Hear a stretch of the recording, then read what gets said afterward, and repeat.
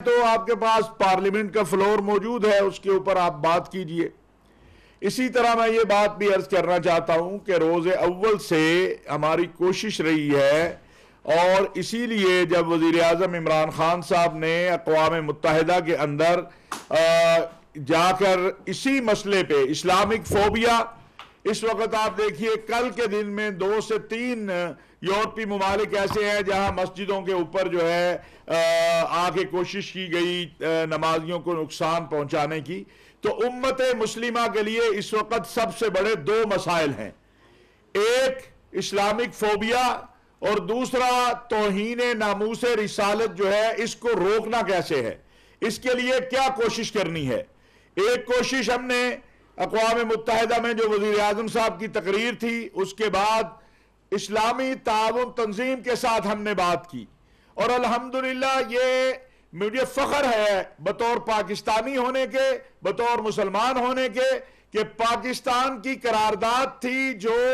اقوام متحدہ کے لیے کہ اقوام متحدہ میں مستقل بنیادوں پر قانون سازی کی جائے، جس کا عمران خان صاحب نے اپنی تقریر میں اور ہوگا۔ تو ہمیں آگے بڑھ کے ایک ایسی قانون سازی کی ضرورت ہے، ایک ایسی مشترکہ جدوجہد کی ضرورت ہے کہ تاکہ ہم ایک متفقہ طور پر عالمی سطح پر قانون سازی کروائیں کہ ناموس رسالت مصطفیٰ صلی اللہ علیہ وسلم تمام آسمانی مذاہب اور کتب جو ہیں اور تمام انبیاء کی جو توہین ہے اس کا سلسلہ رک سکے۔ اس سلسلہ میں وزیر اعظم پاکستان نے بڑی واضح ہدایات دی ہے، اور انشاءاللہ رمضان المبارک کے بعد ہم جو عالم اسلام کی مختلف عالمی تنظیمیں ہیں، ان کے قائدین ہیں، رابطہ عالم اسلامی ہے، جامعۃ الازہر ہے، مفتی اعظم امارات ہیں، اور اس طرح دیگر جو اسلامی ممالک کے مفتیان عظام ہیں یا وہاں کے قائدین ہیں، ہمارا پہلے بھی ان سے رابطہ ہے۔ اللہ کرے یہ کرونا کی وبا جو ہے اس سے انسانیت کو نجات ملے، تو انشاءاللہ ہم ان تمام قائدین کا اجلاس اسلام آباد میں ہم نے پہلے سے ایک پلان کر رکھا ہے۔ ایک پاکستان علماء کونسل کی سالانہ کانفرنس بھی ہوتی ہے، آپ سب کو معلوم ہے، پیغام اسلام جو کنونشن سینٹر میں، اگر یہ نہیں ہوتی تو ورچوئل اجلاس جو ہے انشاءاللہ رمضان کے بعد۔ اور ہماری یہ محنت ہے اس وقت، رابطہ عالم اسلامی اور شیخ الازہر یہ سب اس پہ محنت کر رہے ہیں کہ اسلامک فوبیا اور توہین ناموس رسالت کے حوالے سے ایک، اور یہ خالی مسلمانوں کی قیادت کے ساتھ نہیں، غیر مسلم قیادت جو ہے، مسیحی ہیں اور دیگر مذاہب کے لوگ ہیں، ان سے بھی ہم بات کر رہے ہیں۔ پوپ سے بھی اس مسئلے کے اوپر جو ہے 2 سال پہلے آپ کو علم ہوگا کہ ابو ظبی کے اندر ایک متفقہ دستاویز جو ہے وہ سائن ہوئی تھی، جس میں مسلمانوں کی طرف سے تقریباً تمام اہم لوگ جو تھے 150 کے قریب وہ بلائے گئے، اور شیخ الازہر نے سائن کیے، پوپ نے اس کے اوپر سائن کیے۔ تو یہ ایک مستقل محنت کی ضرورت ہے کہ، اور دوسرا ملک کے اندر خواہ وہ متشددانہ رویے سیاسی ہوں یا مذہبی حضرات کی طرف سے ہوں، اس کی طرف ہمیں توجہ کرنے کی ضرورت ہے۔ ہم تو مولوی حضرات پہ لوگ الزام لگاتے تھے، کل اسمبلی میں ایک سابق وزیر اعظم ہمارے بڑے محترم ہیں، لیکن جو انہوں نے رویہ اختیار کیا، میں سمجھتا ہوں کہ مولوی حضرات تو بڑے پیچھے رہ گئے ہیں، مذہبی طبقہ تو بڑا پیچھے رہ گیا ہے کہ یہ نوبت آ گئی کہ ایک دوسرے کو جوتے مارنے کی باتیں ہوئی۔ یہ بھی قابل افسوس ہے۔ یہ اجتماعی رویہ جو اجتماعی ایک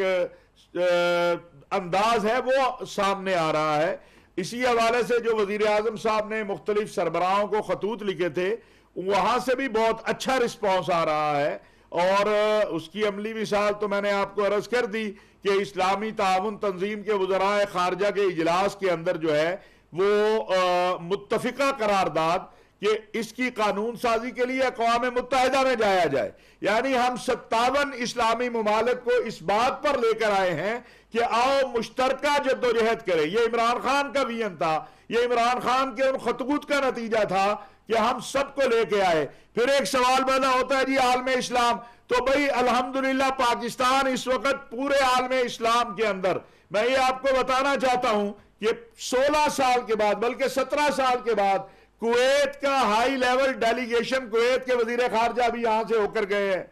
وزیر اعظم عمران خان صاحب سعودی عرب جا رہے ہیں، ان کو بحرین اور کویت سے دعوت ہے، کویت کے ولی عہد اور کویت کے امیر اور وزیر اعظم کو پاکستان نے دعوت دی ہے۔ 10 سال بعد ہم مصر میں ہمارے وزیر خارجہ گئے ہیں، کل ہمارے وزیر خارجہ متحدہ عرب امارات میں تھے، اور ہم مشکور ہیں متحدہ عرب امارات کی حکومت کے کہ جو قرض ہم نے لیا ہوا تھا ان سے 2 ارب کا، اس میں انہوں نے توسیع کی ہے۔ یہ پاکستان اور متحدہ عرب امارات کے تعلقات کی مضبوطی اور ہمارے بھائی چارے کی دلیل ہے اس بات کی۔ آج ہمارے وزیر خارجہ ایران میں ہیں، تو اور عالم اسلام میں تیونس کے سفیر کل اپنے پریزیڈنٹ اور اپنی قیادت کا خط لے کے اسی حوالے سے وزیر اعظم سے ملے ہیں۔ تو الحمدللہ اس اعتبار سے ہم بہت پیش رفت آگے کی طرف جا رہی ہے۔ یہ ایک عالمی مسئلہ ہے اور یہ ہم سب کا مسئلہ ہے، یہ بھی میں کہنا چاہتا ہوں۔ کوئی پگڑی والا ہے یا داڑھی والا ہے یا کوئی کلین شیو ہے، محمد عربی صلی اللہ علیہ وسلم سے محبت سب کا معاملہ ہے۔ کسی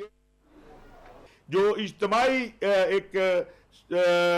انداز ہے وہ سامنے آ رہا ہے۔ اسی حوالے سے جو وزیر اعظم صاحب نے مختلف سربراہوں کو خطوط لکھے تھے، وہاں سے بھی بہت اچھا رسپانس آ رہا ہے، اور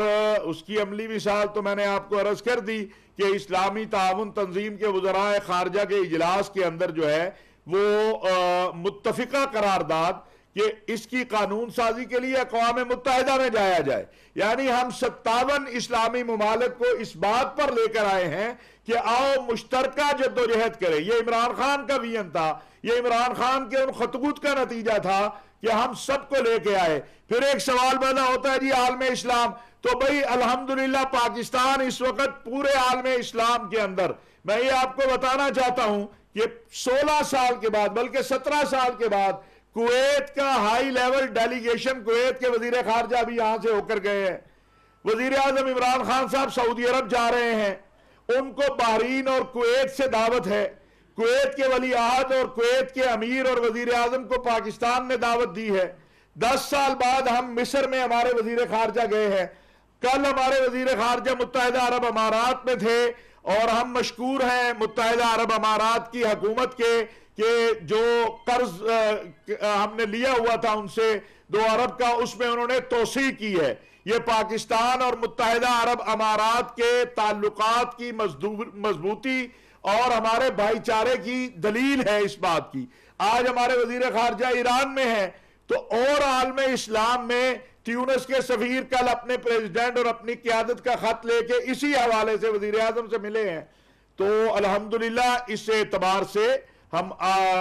بہت پیش رفت آگے کی طرف جا رہی ہے۔ یہ ایک عالمی مسئلہ ہے اور یہ ہم سب کا مسئلہ ہے، یہ بھی میں کہنا چاہتا ہوں۔